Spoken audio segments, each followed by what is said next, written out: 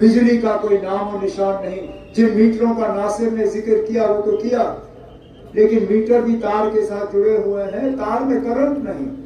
मुझे अब इस जिले में 4 दिन लगातार हो गए, 2 दिन में लोलाब में रहा। वल्लाह अगर मैंने लोलाब में इन 2 दिनों में 15 मिनट से ज्यादा लाइट देखी, अगर रोशनी देखी मैंने बैटरी से, सोलर से, जनरेटर से, टॉर्च के, मोबाइल फोन के टॉर्च से, लेकिन ये जो सरकारी तारें हैं ये दिखाने के लिए हैं, इनमें करंट कहीं नजर ही नहीं आता, लेकिन मीटर के साथ ये जुड़े हुए हैं। और मीटर लगाने वाला भी आप अच्छी तरह से जानते हो, कभी वो मीटर लगाने वाला होता है, कभी वो इलेक्शन लड़ने वाला होता है। मीटर तो लगता है, बिल भी आपको मौके पे आता है। अरे मेरे वक्त में जब मेरी हुकूमत थी, अगर 100 रुपए से 150 का बिल पहुंचा तो यहाँ शोर मचता था। मेरे हुकूमत में 200, 250, 300 रुपए महीना, उससे ज्यादा बिजली का बिल नहीं। आज कम से कम आपका बिजली का बिल 1640 रुपए महीना। अगर आपके घर में एक भी बल्ब लगा हो तब भी 1600 से कम जो है ये पैसा आपसे वसूल नहीं करेंगे। ये हाल इनका, और बिजली कहीं है नहीं। जो कलम दवात घूम के फिर रहे हैं, कहते हैं हम आपके साथ इंसाफ करेंगे, हम आपकी जज्बातों की तर्जुमानी करेंगे। पहले इनसे पूछिए ना, हमारा राशन इन्हीं के दौर में गायब हुआ। हमारा राशन कार्ड से एपीएल का स्केल जो है इन्हीं के वक्त में खत्म हुआ।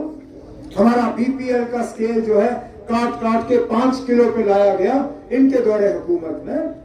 मिट्टी का तेल राशन कार्ड से इनके दौरे हुकूमत में गायब हुआ। चीनी इनके वक्त में राशन कार्ड से गायब हुआ। आज गैस के सिलेंडर की कीमत देखिए, जंगल से तो हमें लकड़ी लाने नहीं देते, बिजली है नहीं, खाना किस चीज पे पकाएंगे? गैस के सिलेंडर की कीमत रोज जो है बढ़ती जाती है। गरीब अगर जाए तो जाए कहां? सुनवाई के लिए तो कोई जगह है नहीं, अपने फरमान और अपने मुश्किलात लेके जा कहां सकता है? सरकारी दफ्तरों में हमारी बात करने वाला कोई नहीं, हमारी बात सुनने वाला कोई नहीं। ये जब मुलाजिम लाने होते हैं बाहर से लाए जाते हैं, जब नौकरियां देनी होती है बाहर से आता है नौकरी लेने वाला। बैंक का मुलाजिम भी आज बाहर से लगता है। यहाँ पे दरियाओं से रेत निकालना होता है, दरियाओं से पत्थर निकालने होते हैं, ठेकेदार बाहर का। आप हाईवे से गुजरते हो, वहां आपसे टोल टैक्स लिया जाता है, हाईवे पे टोल टैक्स पकड़ने वाला वो भी बाहर का। तो हमारे नौजवान अगर जाए तो जाए कहां? ये नौजवान जिन्होंने गलती से भी बंदूक की तरफ आंख उठा के देखा नहीं, हाथ लगाना तो दूर की बात, आज इन नौजवानों को भी सरकारी नौकरियों से महरूम रखा जा रहा है। और इनका कसूर क्या कि इनका कोई दूर का रिश्तेदार 90 में जब हालात खराब हुए तो इतने सारे लोग बह गए उन हालात में। इन नौजवानों ने तो तब जन्म भी नहीं लिया था, ये तो पैदा भी नहीं हुए थे उस वक्त, लेकिन क्योंकि इनका कोई दूर दराज रिश्तेदार उस वक्त मिलिटेंट बना, आज इनकी वेरिफिकेशन नहीं होती, इनका वेरिफिकेशन नहीं होता, इनको पासपोर्ट नहीं मिलता, बाहर ये जा नहीं सकते, सरकारी नौकरी इनको मिलती नहीं है, बैंक इनको लोन देता नहीं है, पासपोर्ट नहीं, नौकरी नहीं, लोन नहीं। ये नौजवान जाए तो जाए कहां? किसको लेके ये अपनी मुसीबत लेके ये ले जाए? और सजा सिर्फ इनको जो बड़े बड़े बंदूक वाले थे, जिन्होंने 90 में पार से बंदूकें लाई, जिन्होंने बंदूकें यहाँ बांटे, जिन्होंने मिलिटेंट तंजीमें खड़ी की, जिन्होंने यहाँ तबाही और बर्बादी लाई, वो तो हमारे वजीर आजम के छोटे भाई बन गए। उनसे तो कोई वेरिफिकेशन नहीं मांगा गया, उनसे तो किसी ने नहीं कहा कि आपको पासपोर्ट नहीं मिलेगा। मैं खुद उनको पता नहीं कितनी बार विलायत में मैं घूमते हुए मैंने देखा, मेरे रिश्तेदार हैं वहां पे, मैं बीच बीच में जाता हूं, हैरान हुआ।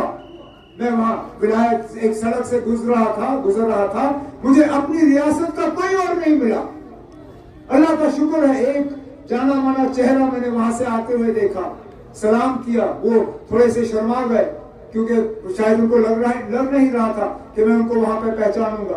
लेकिन खुशकिस्मती मेरी, सजाद लोग वहां से आ रहे थे, मैं यहाँ से जा रहा था, विलायत हमारी यहाँ मुलाकात नहीं होती, विलायत में सजाद लोगों को मैं सलाम अलैकुम करके निकल जाता हूँ, उसको पासपोर्ट मिल जाता है। यहाँ नौजवान गरीब जो मेरा है, जिसका दूर का रिश्तेदार मिलिटेंट बना था, इसको पासपोर्ट नसीब है नहीं है। ये कहाँ का इंसाफ है यार, ये कहाँ का इंसाफ है।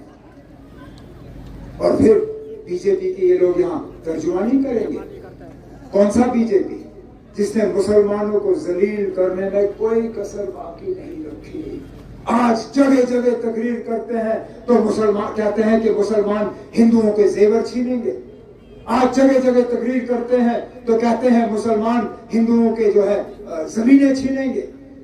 तकरीरों में कहते हैं कि मुसलमान आएंगे और ये राम मंदिर पे बाबरी मस्जिद का ताला लगाएंगे। मुसलमानों की बाकी मुल्क में जो हाल है वो हम रोज देखते हैं।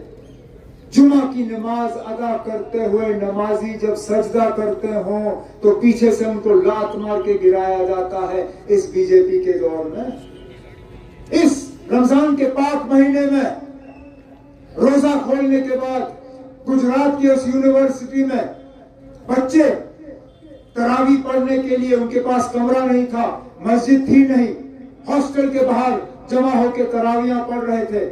कुछ बाकी बच्चे उस यूनिवर्सिटी के आए, उन बेचारे मुसलमान बच्चों को इतना मारा कि अस्पताल में उनको दाखिल होना पड़ा।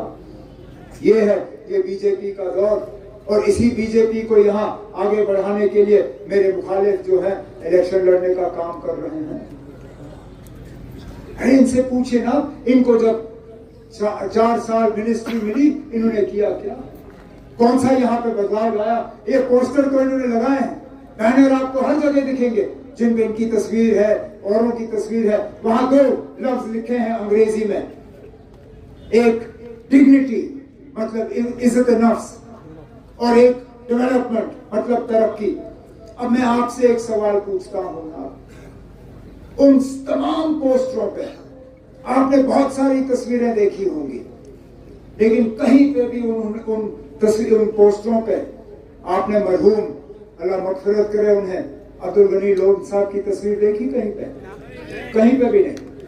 अब मुझे बताइए ना, जो बेटा अपने वालिद साहब की तस्वीर जो है अपने पोस्टर पे लगाने के लिए तैयार ना हो, वो आपकी इज्जत क्या करेगा?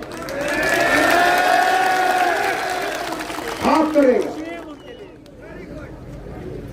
हम तो फख्र से अपने पोस्टरों पे शेर कश्मीर की तस्वीर लगाते हैं। मैं फख्र से अपने पोस्टरों पे अपने वालिद साहब की तस्वीर लगाता हूं। ये शख्स क्यों इतने शर्मिंदा हैं? आखिरकार जिस तंजीम की आज वो सदारत कर रहे हैं, वो तंजीम भी तो उनको विरासत में मिली। वो कौन से 5 साल पहले बनी हुई तंजीम है? मरहूम लोन साहब ने